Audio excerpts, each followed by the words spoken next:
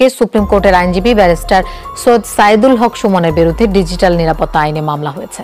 দুপুরে সাইবার ট্রাইব্যুনালের বিচারক আশরামস জগলুলের আদালতে মামলাটি করেন গৌতম কুমার এডবর নামের এক ব্যক্তি। তাকে আইনি সহায়তা দিচ্ছেন হিন্দু আইনজীবী পরিষদের সভাপতি সুমন কুমার রায়। ব্যারিস্টার সুমনের বিরুদ্ধে সাইবার ট্রাইব্যুনালে মামলা। আমি মনে করি যে কোনো কারো বাংলাদেশের মামলা করার অধিকার এটা সাংবিধানিক অধিকার। সৈয়দ সাইদুল হক সুমনের বিরুদ্ধে ডিজিটাল সিকিউরিটি আইনে করা মামলা তদন্ত করার নির্দেশ দিয়েছেন আদালত। মামলা করেছেন আমার বিরুদ্ধে, ও অ্যারেস্ট হয়ে যাবে। ব্যারিস্টার সুমন কার প্রোপাগান্ডা পড়ে বা কার ছত্র ছাড়া এই সমস্ত অর্থের বিনিময়ে এই সমস্ত কর্মকাণ্ড করছে। সুপ্রিম কোর্টের আইনজীবী ব্যারিস্টার সৈয়দ সাইদুল হক সুমনের বিরুদ্ধে ডিজিটাল নিরাপত্তা আইনে মামলা হয়েছে। আজকে আমাদের মাননীয় প্রতিমন্ত্রী দুর্যোগ ত্রাণ ওনার বিপক্ষে একটি শোকজ নোটিশ আসছিল, এটার জবাব দিতে আমি ওনার আইনজীবী হিসেবে আসছি। তো দেখা যাচ্ছে যে একটা ভিডিও এখানে দেখানো হয়েছে। আসসালামু আলাইকুম প্রিয় দেশবাসী, আজকের এই ভিডিওটি হতে চলেছে ব্যারিস্টার সুমনকে নিয়ে। আপনারা কিন্তু সকলেই জানেন ব্যারিস্টার সুমন এমপি হওয়ার আগে অনেক জনপ্রিয়তা ছিল এই বাংলাদেশে। এমপি হওয়ার আগেও কিন্তু ব্যারিস্টার সুমন সাহেব গরিব দুঃখীর পাশে দাঁড়িয়েছে এবং অনেক মানুষকে অনেকভাবে সাহায্য করেছে। ব্যারিস্টার সুমন এমপি হওয়ার পরেও কিন্তু গরিব দুঃখীদের মানুষকে ভুলে যাননি, অনেক হেল্প এবং অনেক সহযোগিতা করেছে এবং উচিত কথাগুলো সর্বদাই তুলে ধরার চেষ্টা করেছে ব্যারিস্টার সুমন সাহেব। ব্যারিস্টার সুমন সাহেবকে নিয়ে ইদানিং যে নিউজটি শোনা যাচ্ছে সেটি হচ্ছে তাকে গ্রেফতার করা হবে, তাকে বয়কট করা হবে, এমন দাবিতে কিন্তু রাজপথ দাপিয়ে বেড়াচ্ছে আওয়ামী লীগের কিন্তু ছোটো ছোটো পোলাপান এবং আওয়ামী লীগের ছাত্রলীগ যুবলীগ এরকম কিছু পোলাপানরা কিন্তু রাস্তাঘাটে আন্দোলন করছে।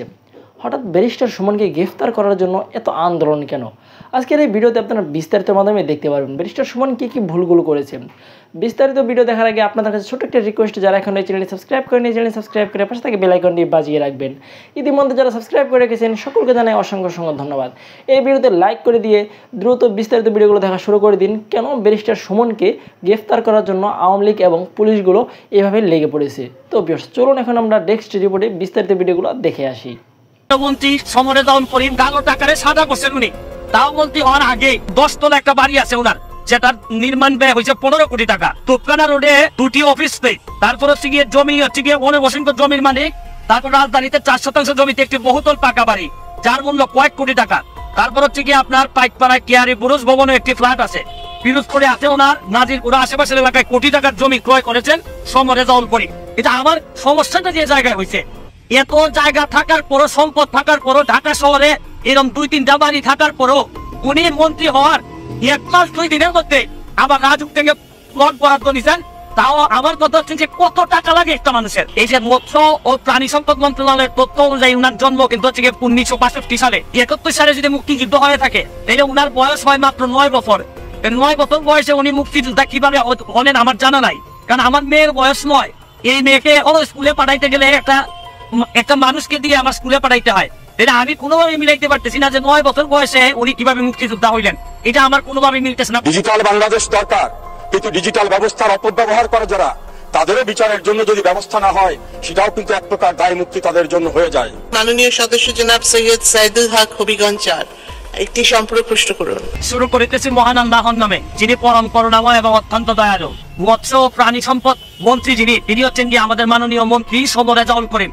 উনি হচ্ছেন গিয়ে আমার জন্য একটি আইডল, আদর্শের জায়গা বলতে পারেন। আমি ওনাকে আদর্শ হিসাবে মনে করি এবং মনে করতাম আগে থেকে। ওনার কথা শুনলে আমার কাছে মনে হতো আমি হা করে তাকিয়ে থাকতাম যে এত সুন্দর কথা বলেন এবং আমি ওনার মতোই হতে চাইতাম। কিন্তু আজকে যখন দেখলাম যে একটা নিউজ আসছে, আমি জানি না আপনারা দেখেছেন কিনা, সমকালে একটা নিউজ আসছে। এই নিউজটা পড়ার পর আমার কাছে, এই সমকালের নিউজটা আমার কাছে পড়ার পর আমার মনে হয়েছে যে 2-1টা কথা আমার মনে হয় বলা উচিত। কারণ আমি একটা কথা যে একটা বিশ্বাস করি যে আমি বঙ্গবন্ধুর সৈনিক, যেখানে দুর্নীতির কোনো গন্ধ পাই, যেখানে মানে মানুষের টাকা বা মানুষের টাকা নষ্ট হয় এরকম জিনিস পাই, আমি তারাই যাই, জীবনের যত ঝুঁকি থাকুক না কেন। আমি প্রথমে একটা কথা আপনাদেরকে বলতে চাই যে এই রিপোর্ট অনুযায়ী দেখলাম এই যে মৎস্য ও প্রাণী সম্পদ মন্ত্রণালয়ের তথ্য অনুযায়ী উনার জন্ম কিন্তু হচ্ছে 1965 সালে। 1965 সালে উনার জন্ম হয়ে থাকলে উনি মুক্তিযোদ্ধা হিসাবে দাবি করতেছেন, উনার সার্টিফিকেট আছে মুক্তিযোদ্ধার। এবং উনি 71 সালে যদি মুক্তিযুদ্ধ হয়ে থাকে তাহলে উনার বয়স হয় মাত্র 9 বছর। 9 বছর বয়সে উনি মুক্তিযোদ্ধা কিভাবে হলেন আমার জানা নাই, কারণ আমার মেয়ের বয়স 9। এই মেয়েকে স্কুলে পাঠাইতে গেলে একটা মানুষকে দিয়ে আমার স্কুলে পাঠাইতে হয়। এটা আমি কোনোভাবে মিলাইতে পারতেছি না যে 9 বছর বয়সে উনি কিভাবে মুক্তিযোদ্ধা হইলেন, এটা আমার কোনোভাবে মিলতেছে না। প্রথম প্রশ্ন। পরের প্রশ্ন হচ্ছে গিয়ে দেখেন, উনি দেখলাম রিপোর্ট অনুযায়ী কালো টাকারে সাদা করছেন উনি, তাও মন্ত্রী হওয়ার আগে।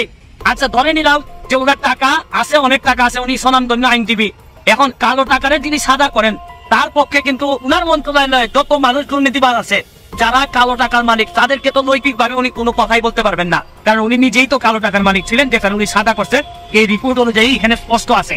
এরপরে আমি আপনাদেরকে আরো জিনিস দেখাইতে চাই। আশ্চর্য লাগে যে একটা মানুষ, উনি নিশ্চয়ই আমাদের চেয়ে অনেক ধনী, ওনার সম্পদের হিসাবটা আমি একটু এখান থেকে আপনাদের কাছে করতে চাই। যে ওনার হচ্ছে গিয়ে রাজুকের 854 নম্বর দাগে হচ্ছে গিয়ে 10 তলা একটা বাড়ি আছে ওনার, যেটার নির্মাণ ব্যয় হয়েছে 15 কোটি টাকা। তোপখানা রোডে ওনার হচ্ছে গিয়ে 2টি অফিস স্পেস, তারপর হচ্ছে গিয়ে জমি হচ্ছে গিয়ে অনেক অসংখ্য জমির মালিক, তারপর রাজধানীতে 4% জমিতে একটি বহুতল পাকা বাড়ি যার মূল্য কয়েক কোটি টাকা। তারপর হচ্ছে গিয়ে আপনার পাইকপাড়ায় কেয়ারি বুরুজ ভবনে একটি ফ্ল্যাট আছে, পিরোজপুরে আছে ওনার নাজিরপুর আশেপাশের এলাকায় কোটি টাকার জমি ক্রয় করেছেন সমরে জল করি।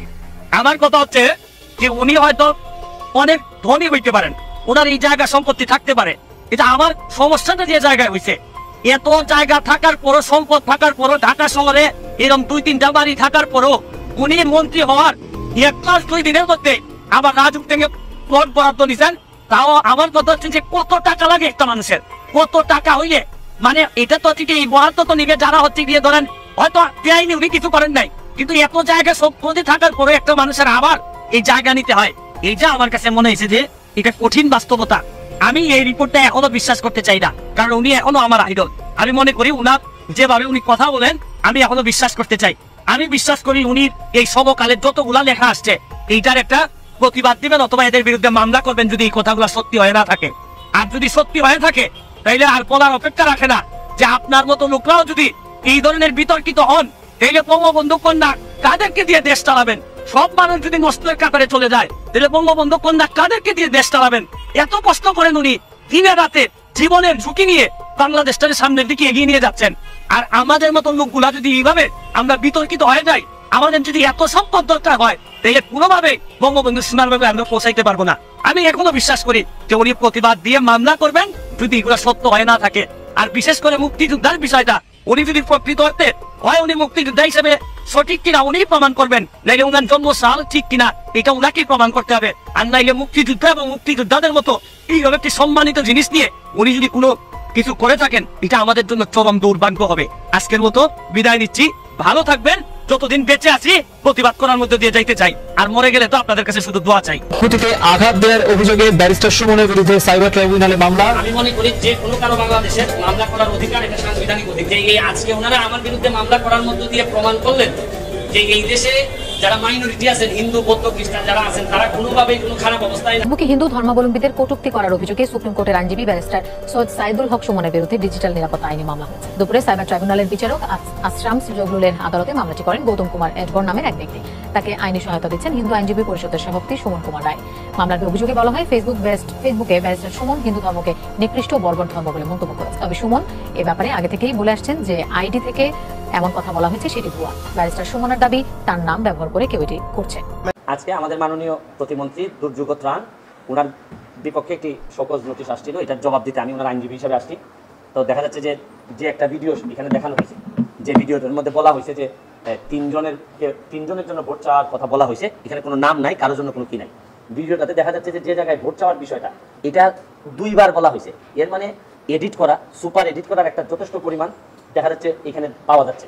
এখন তো দেখা যাচ্ছে যে এইগুলা চ্যালেঞ্জ করলে সময় আছে মাত্র 2-3 দিন, এটা পাঠাইতে হবে ফরেন্সিকে।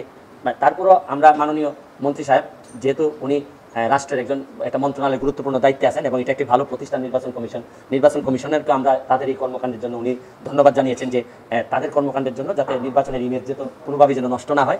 এই জন্য উনি এটাও বলছেন যে কোনো কারণে মানে আমার জানার বাইরে এরকম কোনো কারণেও যদি কোনো আইন আপনাদের ভঙ্গ হয়ে থাকে তো এটার জন্য আমি দুঃখ প্রকাশ করতেছি এবং ভবিষ্যতে আমরা আরও সতর্ক থাকবো যাতে কোনোভাবেই